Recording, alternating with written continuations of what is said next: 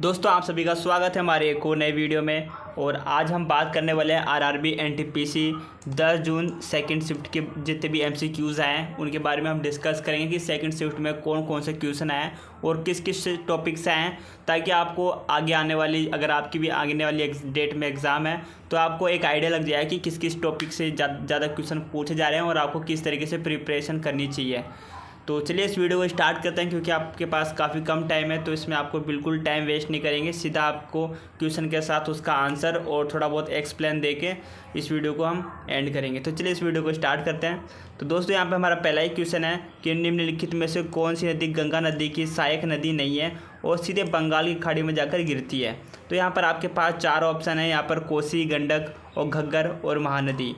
तो दोस्तों इसका जो सही आंसर होगा, तो दोस्तों इसका जो सही आंसर है वो महानदी इसका एकदम बिल्कुल राइट आंसर है, क्योंकि कोसी और गंडक और जो घग्गर ये जो तीनों नदी है ये गंगा नदी की सहायक नदी है और एकमात्र जो महानदी है गंगा की सहायक नदी नहीं है। और आपको ये भी पता होगा, और गंगा और ब्रह्मपुत्र दोनों मिलकर पश्चिम बंगाल में सुंदरबन का डेल्टा यानी कि सबसे बड़ा डेल्टा बनाती है और फिर इसके बाद वो बंगाल की खाड़ी में वो भी गिर जाती है।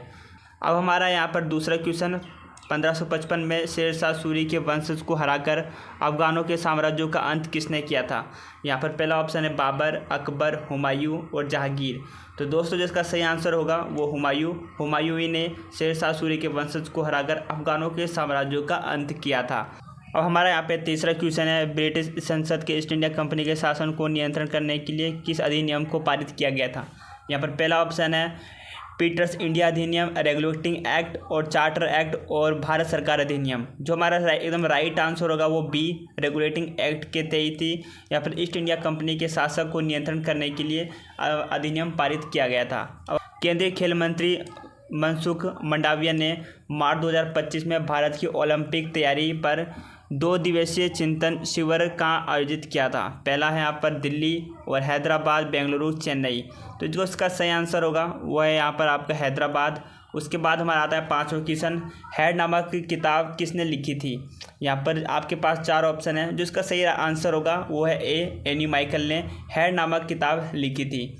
और हमारे यहाँ पे 6 नंबर क्वेश्चन है, क्वेश्चन नंबर 6, केंद्रीय महिला एवं बाल विकास मंत्री अन्नपूर्ण देवी ने महिलाओं की स्थिति पर आयोग CSW के 69वें सत्र में भारत का नेतृत्व कहाँ किया था। आपको इसमें बताना कि किस देश के अंदर किया था। तो पहला ऑप्शन है Geneva, New York, Washington DC, Los Angeles. तो इसका जो सही आंसर होगा वो है न्यूयॉर्क में ही इसका यहाँ पर भारत का नेतृत्व किया गया था। अब हमारा यहाँ पर 7वां क्वेश्चन, भारत और चीन के बीच यात्री उड़ानें किस वर्ष निलंबित की गई थी, यानी कि रद्द कर दिया गया था। उस समय वो फ्लाइट टेक ऑफ ही नहीं हुई थी। जो इसका राइट आंसर होगा 2020 के अंदर ये जो फ्लाइट है कैंसिल की गई थी।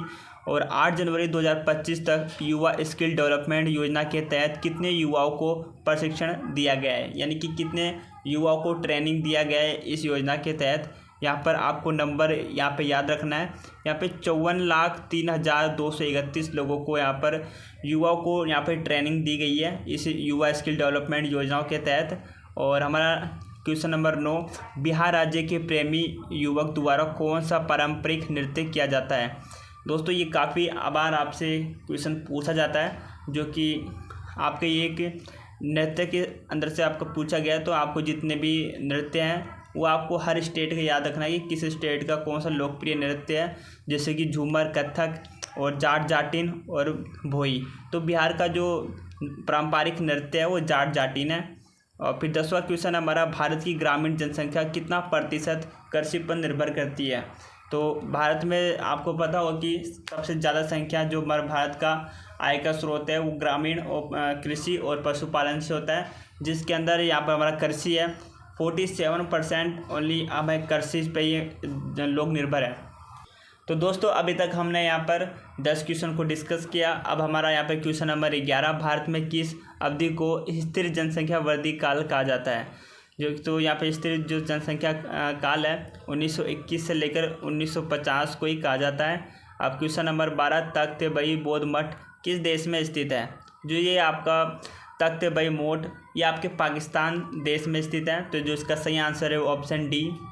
क्वेश्चन नंबर 13, जलवायु परिवर्तन सूचकांक CCPI 2025 कितने देश का मूल्यांकन किया गया है? तो जो इसका सही आंसर है वह आपका है 24, जो 24 देशों का इसमें मूल्यांकन किया गया है।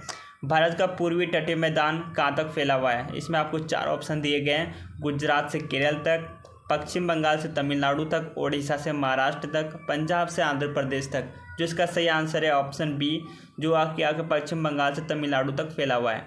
और क्वेश्चन नंबर 15, पाई का विद्रोह किस स्थान पर हुआ था? जो इसका सही आंसर है ऑप्शन बी, या आपका जो पाई का विद्रोह था वो उड़ीसा के अंदर हुआ था।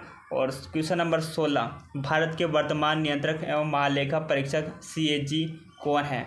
जो आपका वर्तमान या आपका करंट अफेयर्स से क्वेश्चन पूछा गया है, जो कि इसका सही आंसर है ऑप्शन सी, के संजय मूर्ति।